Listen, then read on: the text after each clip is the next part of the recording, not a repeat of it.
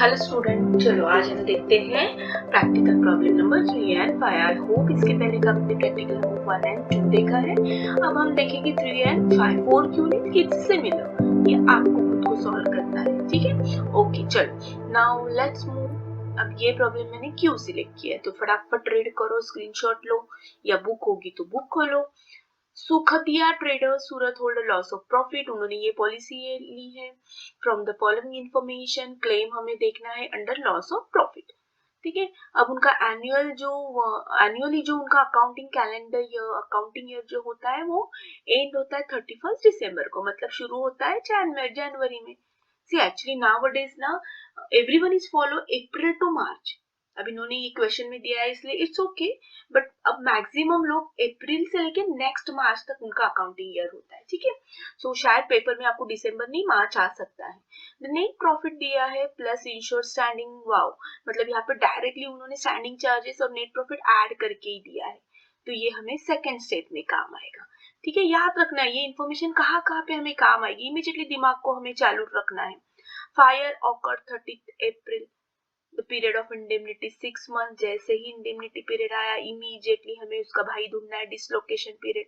देखो कुछ दिया है क्या, डिसलोकेशन पीरियड कुछ भी नहीं दिया है, डिसलोकेशन का सेल्स दिया है लेकिन पीरियड नहीं दिया है, 5 मंथ्स 4 मंथ, तो हमें इसको ही लेना है। तो जो हमारी आपका वो लगी 30 अप्रैल मतलब ही 1 मई, ठीक है, क्योंकि अप्रैल के बाद इमीडिएटली मई आता है, तो मई से हमारा जो शुरू होगा, मई कितने मंथ्स ऐड करने हैं, 6 मंथ्स, तो मई जून जुलाई अगस्त सितंबर एंड अक्टूबर, ठीक है। तो हमारा देखो फिर से एक बार देखो, मई जून जुलाई अगस्त सितंबर एंड अक्टूबर, तो 6 मंथ्स हमारा होगा, तो ये हमारा होगा डिसलोकेशन पीरियड। और सेम पीरियड लास्ट ईयर, यही पीरियड लेकिन लास्ट ईयर, उसे हम कहेंगे करस्पॉन्डेंस ईयर। सो देखो यहाँ पे ये इंफॉर्मेशन, ई वाली इंफॉर्मेशन डिसलोकेशन, और ये तो ये हमें काम आएगी फर्स्ट स्टेप पे व्हाइल कैलकुलेटिंग शॉर्ट सेल्स, की सेम लास्ट ईयर हमें 4.5 लाख हुआ था सेल्स, और वही ये साल डिसलोकेशन जब आग लगी तो ये 6 महीने में सिर्फ 2 लाख ही हुआ। 4.5 लाख माइनस 2 लाख, तो हमारा शॉर्ट सेल्स कितना हो गया, ओरली भी आप बता सकते हो 2,50,000।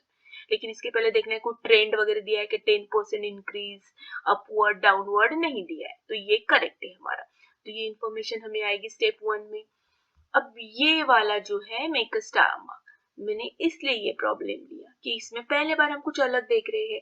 एक्सपेंसेस इनकर टू मिटिगेट द लॉस, मतलब वो लॉस रिकवर होने के लिए हमें कुछ खर्चा करना पड़ा, तो हमारे जेब से 20,000 गए, तो this is also one type of loss, तो हम इसको भी डिमांड करेंगे थोड़ा बहुत कि इसके भी भैया पैसे दो। साइमल्टेनियसली जैसा खर्चा हुआ वैसे कुछ तो हमारा सेविंग भी हुआ है, स्टैंडिंग चार्जेस, कुछ तो फिक्स्ड इनकम बच गया, ठीक है, और वो बचा है 5,000। तो अगर एक्सपेंसेस ये लॉस हमें क्या करना है ऐड, तो इनकम हम करेंगे लेस। डोंट वरी, किस में से क्या करना है बताती हूँ। अमाउंट ऑफ पॉलिसी 4 लाख, ये कब काम आएगी, while calculating the average clause, की हमें जरूरत है क्या एवरेज क्लॉज की, ठीक है। सो 4 लाख से ज्यादा अगर हमारा लॉस हो रहा है तो जरूरत है, नहीं तो नहीं। So all information is good, सिर्फ ये वाला थोड़ा सा अलग है। So let's start. देखो पहले हमें शॉर्ट सेल्स निकालना है, तो पहले एक साइड में फटाफट अपने स्टेप्स लिखो, स्टेप्स याद रहोगे कभी भी आपका रॉन्ग नहीं आएगा। So this is the calculation of short sales. Short sales का देखो डेट मैंने आपको बताया है कैसे आया, मई से अक्टूबर, और वही लास्ट ईयर का, ठीक है। तो हमारा लॉस हो गया 2,50,000। This is called dislocation period, this is called correspondence year, same period में लास्ट ईयर कितना हमें सेल्स हुआ था। डन, पहली स्टेप इजी है। अब बस अब हमें देखना है सेल्स तो इतना कम हुआ लेकिन उस पे प्रॉफिट कितना परसेंट कम हुआ, तो पहले हमें प्रॉफिट निकालना है। सो हमारा net profit upon sales into 100, ठीक है, ये 12th में देखा है हमने। फिर इसमें हमें ऐड करना है insure standing charges, but luckily इन दोनों के टोटल उन्होंने डायरेक्टली हमें दी है 5 लाख, तो 5 लाख अपॉन लास्ट ईयर कितना हुआ था उतना सेल्स इनटू 100 अपॉन, ठीक है, तो 40%। तो सिंपल सी बात है कि अगर ये सेल्स होता हमें आग नहीं लगती तो ये सेल्स होता, और अगर ये सेल्स होता तो इस पे 40% का प्रॉफिट आज हमारे जेब में होता, लेकिन है क्या, नहीं। तो हमारा क्लेम कैलकुलेट करो, क्लेम सी ये कैसे करोगे, ये जो इंफॉर्मेशन है स्टेप 1 एंड स्टेप 2 यूज करके करनी है। तो स्टेप 3 कुछ है ही नहीं, सिर्फ जो मिला है हमें आंसर स्टेप 1 में और स्टेप 2 में वो यूज करके हमें करनी है। तो हमारा प्रॉफिट कितना हुआ 1 लाख, नहीं तो अच्छी खासी हमारी जेब गर्म होती थी, 1 लाख हमें प्रॉफिट मिलता था, बट हाय हमारी किस्मत, तो ये क्या हुआ हमारा loss of profit. Done. Now अब हमें थोड़ा सा यहाँ वाले इस पे देखना है, ठीक है। देखो ये वाली इंफॉर्मेशन देखो मैंने यहाँ पे हाईलाइट की है, ठीक है। द एक्सपेंसेस लॉस 20,000, तो मैंने कहा है कि लॉस तो हो गया 1 लाख, पहला ही दिल टूटा है कि यार 1 लाख लॉस हो गया, उसमें और लॉस हो गया, ये चक्कर में ये लॉस भरने के चक्कर में 20,000 और एक्सपेंसेस हो गए, हमारे जेब और खाली हो गई, तो हमें ऐड करना है। तो अब हमारा लॉस कितना हो गया 1,20,000। हाँ लेकिन भगवान के घर में कहते हैं ना कि देर है अंधेर नहीं, तो बेचारे ने क्या किया, भगवान ने हमारी 5,000 का कुछ तो जो फिक्स्ड चार्ज होगा ना वो सेव किया, बच गया। सपोज एज्यूम करो कि कोई तो एक वर्कर था, मैनेजर था, उसकी सैलरी वो चला गया छोड़ के, तो उसकी सैलरी 5,000 की बच गई, तो ये थोड़ा सा हमारे लिए क्या हो गया, रिलैक्स पॉइंट हो गया। सो 5,000 लेस, तो देखो तो अब हमारा लॉस कितना हो गया 1,15,000। मेक अ स्टार मार्क, अगर ऐसे आया तो ये याद रखना है, समझ के करना है, ठीक है। तो अब हमारा लॉस हो गया 1,15,000। अगर ये कुछ देते ही नहीं तो हमारा लॉस कितना होता था 1 लाख ही होता था, बट यहाँ पे कुछ एडिशनल इंफॉर्मेशन दी है, तो अब हमारा ग्रॉस ले 1,15,000, ठीक है। तो चलो अब नेक्स्ट स्टेप्स हमारी होती है फाइंड द एवरेज क्लॉज। जरूरत है क्या एवरेज क्लॉज की, तो ओरली देखो करके एवरेज क्लॉज में क्या देखना होता है कि बाबा पॉलिसी तो हमारी 4 लाख की है, ठीक है, लेकिन हमारा सेल्स कितना हुआ है, तो हम कंफ्यूज होते हैं यार, देखो ये लू या ये लू, ठीक है, मतलब कंफ्यूज होते हैं यार, ये दोनों भी लास्ट ईयर का ही दिख रहा है। तो सिंपल सी बात है, जो सबसे बड़ी अमाउंट है ना ये कैलकुलेट एवरेज के वक्त काम आती है, इतना याद रखो थोड़ा सा, ठीक है। तो ये तो हमने यहाँ यूज कर लिया, देखो ये इंफॉर्मेशन कैलकुलेशन ऑफ जीपी में, तो जो सबसे बड़ी अमाउंट रहेगी ना उसको रखो एवरेज क्लॉज के वक्त। तो बताओ 14 लाख इंटू 40%, ठीक है, तो नियर अबाउट कितना आएगा हमारा 5,60,000 समथिंग। देखो तो अब बताओ मुझे जरूरत है, हमारी पॉलिसी है सिर्फ 4 लाख की, लेकिन लॉस है 5,60,000, तो है ना जरूरत हमें, क्योंकि जब पॉलिसी अमाउंट कम होती है किससे, इंश्योरेंस कवर्ड रिक्वायर्ड, जिसकी जरूरत है, एक्चुअली इतनी जरूरत है हमें इतना वसूल करना है, बट हमारी पॉलिसी सिर्फ 4 लाख है, तो ऑफकोर्स हमें यहाँ पे एवरेज क्लॉज यूज करना है, तो फटाक से डाल दो। डू यू गेट दैट, ये यहाँ पे कंफ्यूज मत हो, एक ट्रिक याद रखना है, जो सबसे बड़ी अमाउंट है पूरे प्रॉब्लम में ये वाली अमाउंट सबसे बड़ी है, तो इसको किसके लिए हमें रखना है, एवरेज क्लॉज के कैलकुलेशन के वक्त, देखो यहाँ पे यूज किया है, ठीक है। और ये तो हमें मिला है सेकेंड स्टेप में 40%, तो हमें लॉस 5,60,000 का, मतलब इतना एक्चुअली कवर होना जरूरी है, बट हमने सिर्फ 4 लाख का इंश्योरेंस कवर किया था, ठीक है। सो अब हमारा क्लेम होगा 82,143। आई होप समझ में आ रहा है। चलो फटाक से नेक्स्ट प्रॉब्लम में जाते हैं। अब ये नेक्स्ट प्रॉब्लम क्या है, तो 4 साल का सेल्स दिया है, बाकी की इंफॉर्मेशन देखो पढ़ के थोड़ा सा समझ में आ रहा है क्या। नेट प्रॉफिट यस ये हमें काम आएगा, इंश्योर स्टैंडिंग चार्जेस काम आएगा स्टेप नंबर 2 में। डेट ऑफ फायर दिया है, पीरियड ऑफ डिसलोकेशन दिया है, जैसे ही पीरियड ऑफ डिसलोकेशन देंगे उसके भाई को ढूंढना है पीरियड ऑफ इंडेमनिटी 9 मंथ। तो आप ही मुझे बताओ कौन छोटा है 3 मंथ, तो हम किसको लेंगे कैलकुलेशन के वक्त, इसको हम क्या करेंगे, इग्नोर करेंगे। चलो कट करो। देन पॉलिसी अमाउंट दी है, ये कब काम आएगी, while calculating the average clause, ठीक है। तो देखते हैं, अभी इसकी जरूरत नहीं है, ये थोड़ा सा बाद में रखो। ये क्या दिया है, सेल्स फ्रॉम 1 जनवरी टू 31 मार्च, और ये क्या दिया है 1 जनवरी टू 31 मार्च। तो आप ही बताओ मुझे, सिंपल सी बात है, ये करस्पॉन्डेंस ईयर और ये होगा हमारा डिसलोकेशन पीरियड, ये हमें कब काम आएगा, ये हमें स्टेप नंबर 1 में काम आएगा। तो ये तो सब है, लेकिन भैया अब ये क्या है, ये क्या है, ये क्यों दिया है, इसके पहले तो नहीं दिया है, हमें क्या करना है 4 साल की इंफॉर्मेशन। तो यस, ये उन्होंने इसलिए दिया है कि इससे हमें समझ में आएगा कि इनका जो सेलिंग ट्रेंड है वो अपवर्ड है या डाउनवर्ड है। अगर आपको याद रहेगा तो लास्ट लेक्चर में मैंने क्वेश्चन नंबर 2 में देखो लास्ट लाइन दी थी, there is a upward 10% sales. Do you remember that? तो यहाँ पे उन्होंने वहां पे रेडीमेड दिया 10%, लेकिन यहाँ पे उन्होंने बोला नहीं, अब थोड़ा सा आप भी थोड़ा सा क्या करो, मेहनत करो, आप कैलकुलेट करो कि इनका ट्रेंड अपवर्ड है कि डाउनवर्ड है। तो देखो सिंपल सी बात है, देखने के साथ तो पता ही चलता है। 2020 में 15 लाख हुआ, उसके नेक्स्ट ईयर 18 लाख हुआ, उसके नेक्स्ट ईयर 2160 हो गया, उसके नेक्स्ट ईयर 25 लाख हो गया। सो देखने के साथ तो समझ में आ रहा है कि ये अपवर्ड ट्रेंड है, मतलब इनका सेल्स दिन से दिन क्या हो रहा है, बढ़ते ही जा रहा है। बट कितने परसेंट, वो तो कैलकुलेट करना होगा ना हमें। तो सिंपल हमें कैलकुलेशन करना है। ऑलरेडी 12th का बेस अगर आपका क्लियर रहेगा तो आपको पता होगा।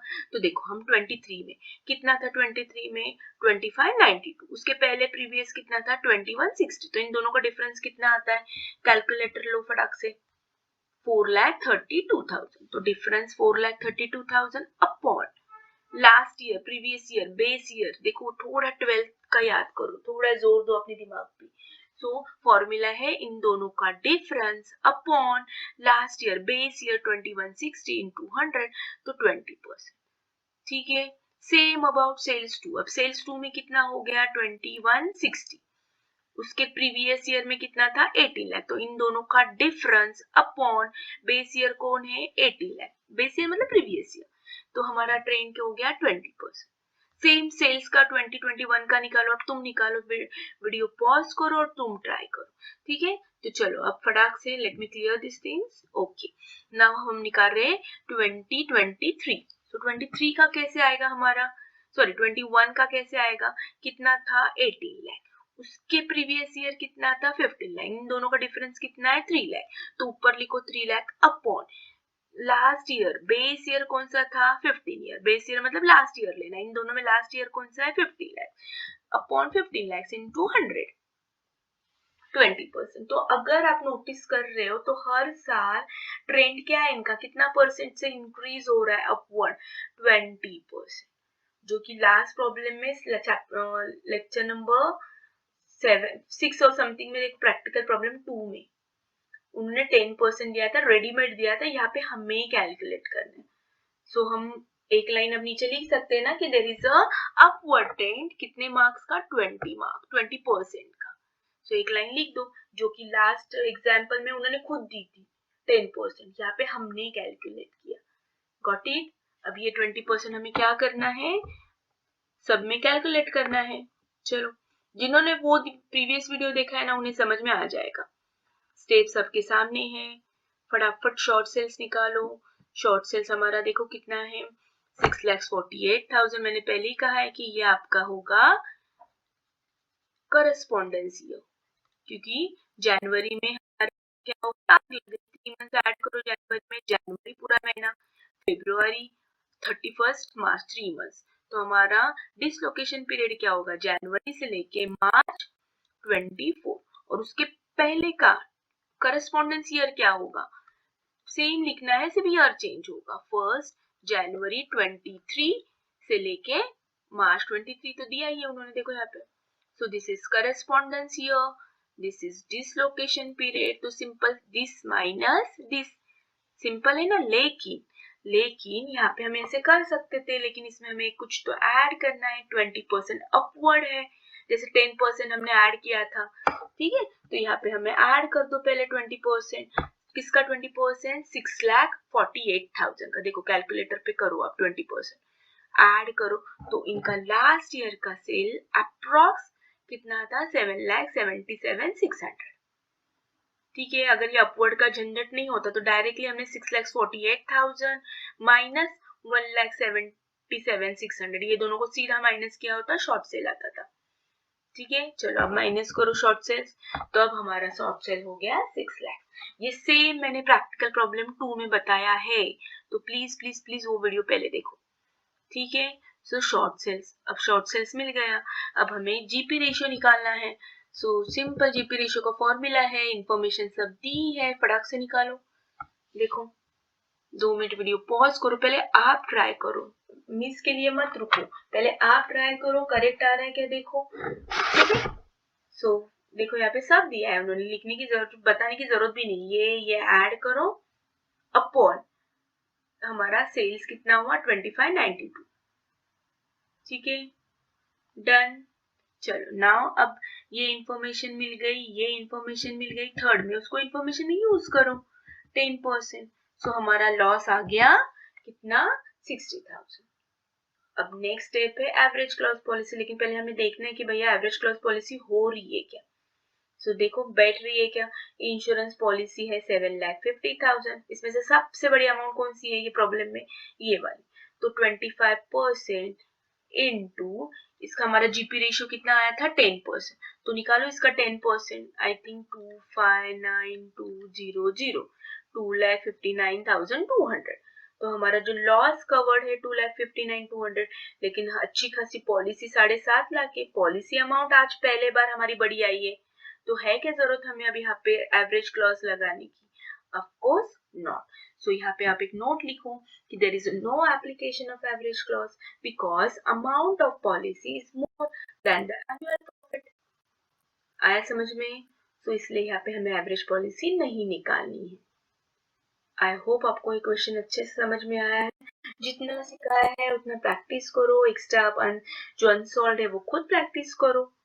आई होप ये चैप्टर कवर हो चुका है, ठीक है। तो मैंने ऑलमोस्ट सब आपका सिलेबस कंप्लीट किया है, अगर मुझे टाइम मिलता है तो मैं आपको जो चैप्टर 1 जो है, ठीक है, अकाउंटिंग स्टैंडर्ड, उसके न्यूमेरिकल प्रॉब्लम अगर मुझे पॉसिबल हुआ तो लेकर आऊंगी, क्योंकि मुझे बाकी के भी SY TY कॉस्टिंग वगैरह सिखाना है, ठीक है। तो तब तक के लिए have a nice day, bye bye.